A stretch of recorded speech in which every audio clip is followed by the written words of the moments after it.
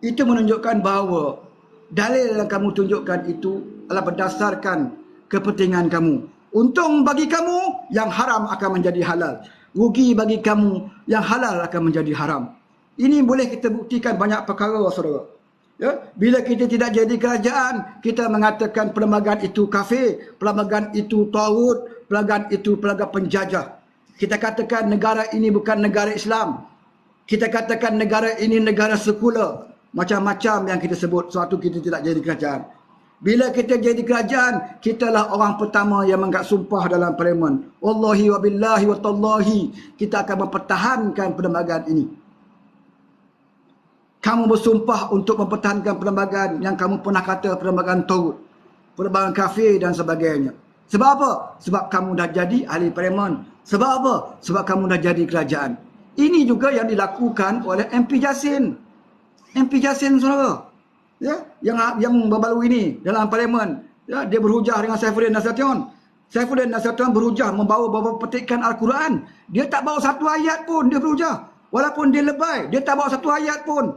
Ya, apabila dia mengatakan Saifuddin fitnah, bila Saifuddin ulang apa yang dia fitnah, dia tak mampu nak jawab. Ahli parlimen Jassin inilah, sebelum dia jadi ahli parlimen, dia pernah mengajar bahawa perlembagaan itu adalah syirik. Siapa yang percaya dan berpegang pada perlembagaan itu adalah syirik. Ini saudara boleh ikuti dalam YouTube kuliah-kuliah dia. Dia pernah menulis tentang perkara ini, bahawa perlembagaan persekutuan ini adalah syirik.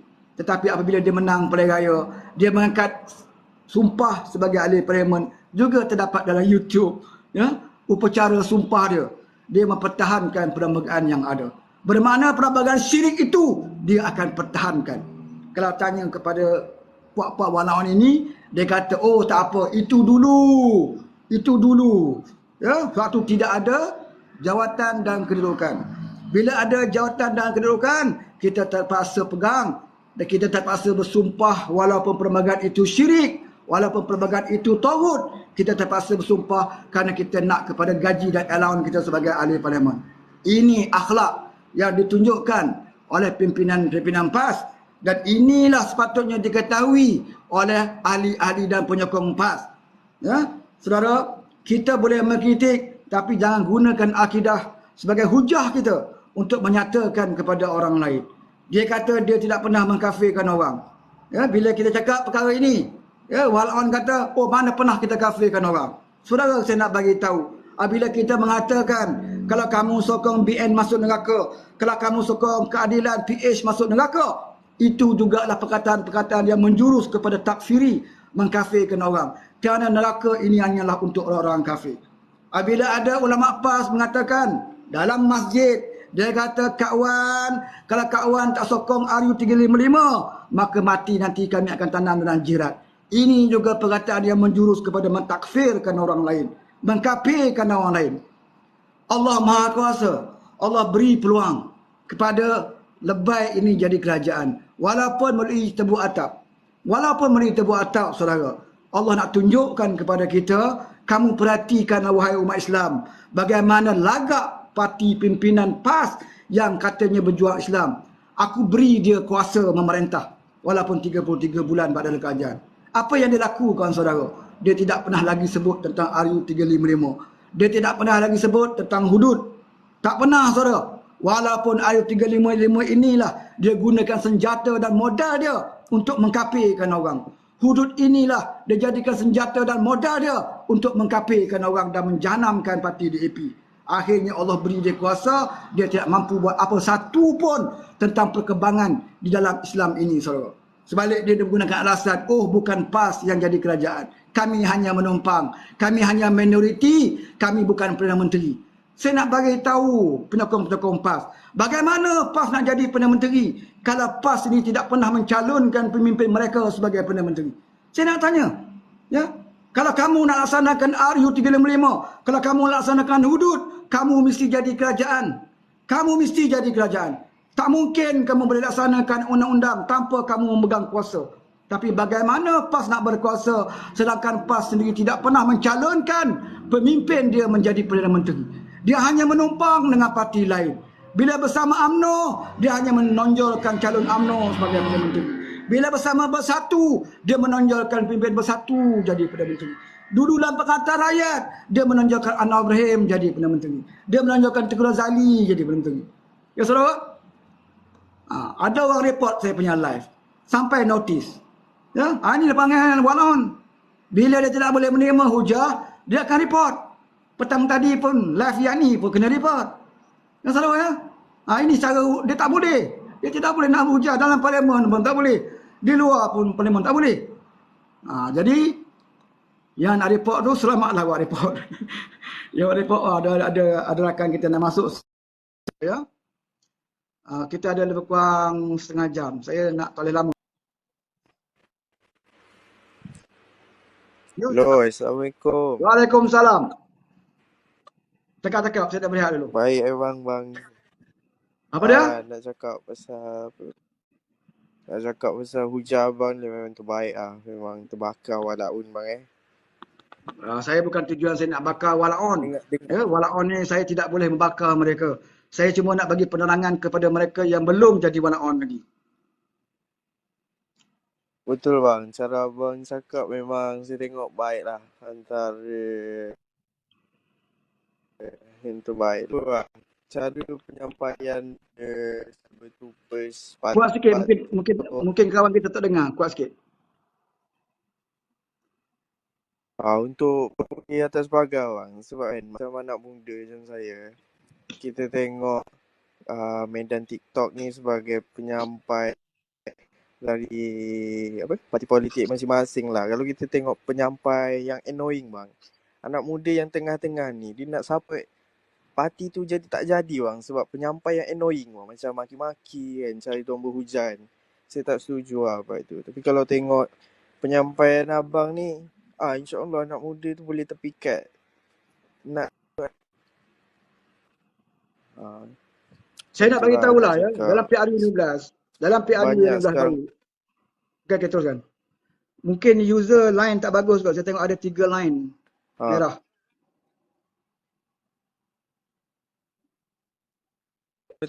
Teruskan. Okey. Saya nak bagi tahu dalam PRU 16, betul kita akui ya, kita beri hakikat bahawa anak muda yang paling ramai memenangkan PN. Ya. Supaya kita boleh belajar ya, kenapa mereka mengalih sokongan kepada PN. Yang pertama, mereka adalah pengundi yang pertama kali mengundi, 18 tahun. 18 tahun yang banyak memenangkan mereka. Sebab waktu itu ada 3 parti besar. Barisan Nasional, Pakatan Harapan dan Perikatan Nasional. Barisan Nasional memang menjadi bangsa teruk lah pada PRU 15. Sebab waktu itu Pakatan Harapan menghentam Barisan Nasional. Ya, kita hentam habis-habisan Barisan Nasional. Dan sampai kita lupa Perikatan Nasional juga adalah lawan kita. Tapi sasaran kita lebih kepada Barisan Nasional waktu itu. Dan Perikatan Nasional juga menghentam Barisan Nasional. Dia kurang hentam Pakatan Harapan waktu itu. Kurang. Dia banyak hentam Barisan Nasional. Jadi Barisan Nasional kadang tengah-tengah dia hentam kiri kanan. Kerana anak muda, isu kita menentang Barisan Nasional itu lebih kepada isu skandal-skandal yang sebagaimana kita ketahui sebelum ini. Kita banyak dedahkan skandal-skandal dalam pentadbiran Barisan Nasional. Itu isu kita dan kempen kita dalam pilihan raya. Perikatan Nasional juga mengenai isu yang sama. Isu yang sama. Sebab waktu itu kita tak nampak apa yang skandal berlaku dalam Perikatan Nasional. Sebab dia baru jadi kerajaan sebelum pilihan raya. Jadi kita tak nampak. Kita rasa betul-betul lah Perikatan Nasional ni best. Ya, bersih. Ya, bersih dan apa dia panggil? Bersih dan saya pun tak ingatlah slogan dia tu. Jadi anak muda dia kata Barisan Nasional dia tolak. Sebab dia kata ada skandal berbagai lah. Jadi pilihan yang ada waktu itu PH dengan PN. PH pula digunakan oleh Barisan Nasional dan juga oleh Perikatan Nasional sebagai parti yang tidak boleh disokong kerana ada DAP di dalamnya. Mereka mainkan sentimen agama, mereka mainkan sentimen kaum untuk menunjukkan PH tidak boleh disokong. Kalau sokong PH LGBT, kalau sokong PH maka Islam akan terjejas, terancam. Kalau sokong PH orang Melayu akan diabaikan. Jadi ini dimainkan, maka anak muda tidak memilih PH. Jadi anak muda pilih apa lagi? Tinggal satu pilihan yang mereka ada, iaitu Perikatan Nasional. Kerana Perikatan Nasional waktu itu kita tidak dedahkan. Ya, tidak dapat kita dedahkan sebab waktu itu dia kerajaan. Selepas itu dia pilihan raya. Jadi kita tak tahu skandal apa yang telah mereka lakukan sewaktu mereka jadi kerajaan 3 bulan. Maka anak muda memilih PN. Tetapi saudara percayalah, setelah kita Kerajaan Perpaduan jadi kerajaan, kita berjaya dedahkan kepada anak muda tentang perangai pemimpin-pemimpin Perikatan Nasional yang dulunya mereka tidak tahu. Ya, kita dedahkan kepada mereka perangai pemimpin-pemimpin PAS. Kita dedahkan kepada mereka perangai pemimpin-pemimpin dalam bersatu, jana wibawa dan sebagainya, minyak masak disorok. Ya, dalam keadaan barang naik harga. Barang kawalan pun naik harga. Ya, barang kawalan pun mereka tak boleh nak kawal. Ya, bukan saja tak boleh kawal, barang pun tak ada, telur hilang, minyak masak pun susah, minyak masak paket pun susah, saudara. Itu hakikat dia. Hari ini buat kerjaan perpaduan, barang kawalan, ya, kita dapat kawal tidak lagi naik harga. Tak ada lagi ayam RM12 sekilo seperti dulu. Ya, minyak masak paket pun dah ada. Minyak masak pun dah turun harga, saudara. Telur pun begitu juga dapat kita kawal. Ya, walaupun kata ringgit jatuh. Zaman Muhyiddin ringgit jatuh, barang naik harga. Zaman Muhyiddin dulu ringgit jatuh, barang kawalan pun naik harga. Zaman Muhyiddin dulu ringgit jatuh, barang kawalan hilang. Zaman Muhyiddin dulu ringgit jatuh, pelabur-pelabur pun lari habis. Saudara, hutang bertambah. Tapi buat Anwar Ibrahim, jatuhlah RM5 sekalipun. Bagi Anwar, ringgit jatuh ini mainan orang atasan. Yang penting bagi aku, sejatuh mana pun ringgit, yang penting bagi aku, rakyat harus ada makanan. Rakyat harus cukup makanan. Harga kawalan, subsidi jangan ditarik. Subsidi terus diberikan kepada rakyat. Biarlah ringgit ini kerja orang ekonomi. Biarlah ringgit ini kami di atas uruskan. Kamu rakyat di bawah, yakinlah seringgit jatuh macam mana pun ringgit, kamu yakinlah bahawa subsidi kamu tidak akan ditarik. Bahkan diberi peruntukan kepada negeri-negeri pembangkang. Ditambah peruntukan kepada negeri-negeri Kelantan. Ditambah peruntukan kepada negeri Perlis. Saudara, ini cara Anwar Ibrahim.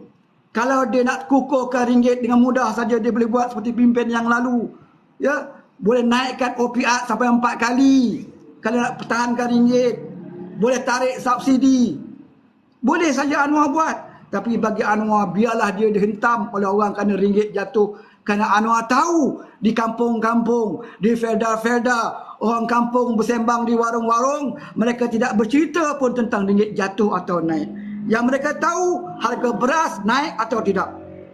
Ya, kalau kita susah, kenapa kita nak beli beras import? Beras import memang naik harga. Kalau kita susah, kenapa kita nak beli gula premium? Gula premium memang RM4 lebih. Ya, kita ada beras biasa untuk rakyat. Kita ada ayam yang juga dikawal. Beras yang juga tidak naik harga. Beras tempatan tidak naik harga, saudara. Ya, kenapa kita sengaja pilih? Tunjukkan kepada orang, oh gula naik harga. Bila kita tanya gula mana, dia tunjuk gula premium. Itu orang kayangan. Ya, kalau kamu rasa kamu bukan orang kayangan, apa kena makan orang kayangan? Kalau kamu rasa kamu susah, ya, masih lagi menerima STR, kenapa kamu nak beli beras import? Semuanya atas kita, saudara. Kamu hanya boleh salahkan kerajaan kalau barang kawalan itu pun dinaikkan harga. Kamu boleh salahkan kerajaan kalau tarif elektrik itu dinaikkan seperti mana dijanjikan oleh Kerajaan Perikatan Nasional dulu. Kita masih ingat, TKUD pernah sebut tahun depan tarif elektrik akan dinaikkan. Tetapi bila sampai Anwar jadi PM, dia tidak sanggup menaikkan tarif elektrik. Hanya 1% daripada rakyat Malaysia yang merasai kenaikan ini. Anda yang punya bil elektrik yang di bawah RM700 sebulan, ya, bawah RM700 sebulan, kamu tidak akan dinaikkan tarif elektrik. Yang naik elektrik, mereka yang menggunakan elektrik setiap bulan lebih pada RM700. Ya, bagi saya susah nak dapat RM700. Kalau kita orang biasa paling tinggi RM200 atau RM300 sebulan. Itu pun kalau aircon ada 2-3 biji lah. Saya sendiri pun RM60-70 sebulan. Ada aircon satu je. Tapi kita kawal atas kita. Nak bagi maklumat ni, saudara. Islam pun mengajar kita jangan membazir. Ya, yang itu pun kerajaan kawal. Tak jadi naik elektrik seperti mana yang dirancang oleh kerajaan PN. Bayangkan kalau hari ini dia jadi kerajaan, saudara. Ya, bayangkan hari ini kalau dia jadi kerajaan. Kalau rakyat bising, apa Muhyiddin akan buat? Benarkan keluarkan LBSP. Itulah idea yang dia ada. 33 bulan, 17 bulan di zaman Muhyiddin. Apa idea Muhyiddin ada? Selain daripada bagi tahu rakyat, kamu susah. Okey, kamu keluarkan, kamu korek tabung kamu sendiri. Itu idea dia. Ini bukan idea yang terbaik bagi seorang pemimpin. Saya boleh jadi Perdana Menteri kalau setakat itu. Kamu nak keluar duit, Susah, okey, benarkan keluarkan duit dalam duit simpanan kamu. Ya, duit kerajaan aku akan gunakan untuk syarikat aku, kroni aku dan juga parti aku. Anda susah, korek KWSP. Itu sampai 4 kali KWSP dikeluarkan. Tapi bagi Anwar, apabila dia ambil alih kerajaan, dia buka balik statistik atau penyata simpanan KWSP. Dia melihat, oh ramai sangat yang punya KWSP kurang daripada 10,000. Apakah aku nak benarkan lagi yang majoriti yang keluarkan duit KWSP itu adalah Melayu Islam? Apakah aku nak benarkan mereka mengikut kehendak mereka untuk benarkan mereka keluar KWSP? Maka Anwar tak sanggup. Dia tak sanggup suruh rakyat korek lagi tabung. Dia bahkan dia membantu bagi mereka yang kurang daripada 10,000, Anwar top up RM500 lagi. Bukan dia suruh kamu keluar, dia top up lagi RM500. Dalam masa yang sama, dia cuba memperbaiki ekonomi ini. Saudara, bila kita nak reset negara, sudah pastinya ada beberapa kesan. Ya, sudah pastinya ada beberapa kesan. Sebab kita nak pulihkan daripada mula negara ini yang rosak puluhan tahun. Dulu waktu kita jadi kerajaan PH, saudara masih ingat bagaimana kita nak reset tabung haji. Yang kita tahu tabung haji itu telah dirosakkan sekian lama. Bila kita reset tabung haji, dividen jatuh, saudara. Dividen dia jatuh. Ya, ramai orang kata, oh bah kerajaan PH, tabung haji membayar dividen. Ya, rendah. Sama juga dengan lembaga tabung angkatan tentera. Kita reset lembaga tabung angkatan tentera, dividen LTAT jatuh. Waktu itu kita dihentam. Sebab apa, saudara? Sebab kita reset, dia mesti akan jatuh. Nak pulihkan balik keadaan, dia akan nampak kejatuhan itu. Tapi akhirnya bila dah lama tabung haji semakin meningkat. Ini tidak boleh kita nafikan. Lembaga tabung juga dinaik balik setelah kita reset. Jadi bila negara ini kita reset semua sistem, ekonominya, pendidikannya, ya, kita nak hapuskan rasuah, kita nak utamakan dulu menghapus kemiskinan tegar, maka sudah pasti ada beberapa kesan yang kita lihat sekarang ini. Percayalah saudara, kalau terus kita memberikan sokongan yang pada hari ini, insya-Allah tahun depan dan tahun-tahun seterusnya sehingga PRU16 kita akan melihat kerajaan ini kerajaan yang paling stabil. Kerajaan ini insya-Allah akan jadi sebuah negara yang akan mula disegani oleh negara-negara asing. Ini kita harus berkorban untuk waktu ini. Waktu seketika ini, benarkan, berikan peluang kepada PMS kita.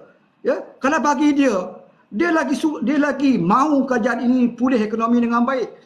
Sebab dia pernah kata, saya tak akan ambil gaji sehingga ekonomi dipulihkan. Dia sendiri janji, saudara. Kalau dia melambatkan ekonomi, bermakna dia sendiri tak ada gaji sebagai Perdana Menteri. Apakah saudara ingat dia sengaja nak lambatkan? Apakah saudara ingat Anwar Ibrahim tidak akan pulihkan ekonomi? Sudah pasti dia mempertaruhkan gaji dia. Dia pertaruhkan gaji dia. Dah bagi tahu rakyat, percayalah, saya pertaruhkan gaji saya. Kalau ekonomi tak baik, saya tak akan ambil gaji. Kalau ekonomi tak baik, menteri-menteri akan dipotong 20% sekarang ini. 20% menteri kabinet dipotong, saudara.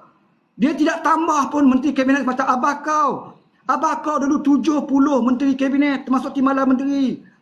Dalam keadaan rakyat tak ada kerja, dalam keadaan rakyat angkat bendera putih nak makan, dalam keadaan rakyat ratusan mati kerana COVID yang tidak boleh dikawal oleh kerajaan, dalam keadaan ramai meningkatnya kes-kes bunuh diri kerana tekanan hidup waktu itu yang gagal ditangani oleh kerajaan. Kerajaan abah kau menaikkan jumlah menteri kabinet sampai 70 orang, saudara. Tak cukup dengan itu, dia melantik pula penasihat bertaraf menteri untuk diberi umpan kepada ahli-ahli parlimen yang menyokong dia untuk jadi Perdana Menteri. Tak cukup dengan itu, dia melantik duta-duta khas bertaraf menteri, saudara. Ini semuanya dibayar oleh rakyat. Dibayar oleh rakyat yang mengangkat bendera putih nak makan. Dibayar oleh rakyat yang hilang pekerjaan. Dibayar oleh rakyat yang ramai waris-warisnya mati kerana gagal ditangani oleh kerajaan. Saudara, inilah yang harus kita fikir. Ini yang harus kita fikir untuk kita renung kembali.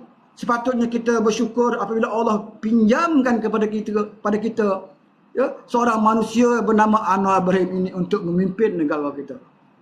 Patutnya kita bersyukur. Kalau tak nak sokong pun, kita harus bersyukur bahawa keadaan negara sekarang ini semakin lama semakin baik. Ya, kita tidak mengatakan Anwar Ibrahim ini seperti malaikat maksum, tidak ada salah. Ada kesilapannya, ada kelemahannya. tetapi kelemahannya tidak sampai merompak hak rakyat, kelemahannya tidak sampai melakukan rasuah, kelemahannya tidak pernah melakukan zaliman kepada manusia. Kelemahan semua manusia ada kelemahan. Tidak ada manusia yang tidak melakukan kelemahan. Kalau kita nak pemimpin yang betul-betul tidak ada dosa dan silap, kita harus cari malaikat jadi pemimpin. Kita harus cari nabi menjadi pemimpin. Selagi dia bernama manusia, sudah pasti dia ada kelemahan.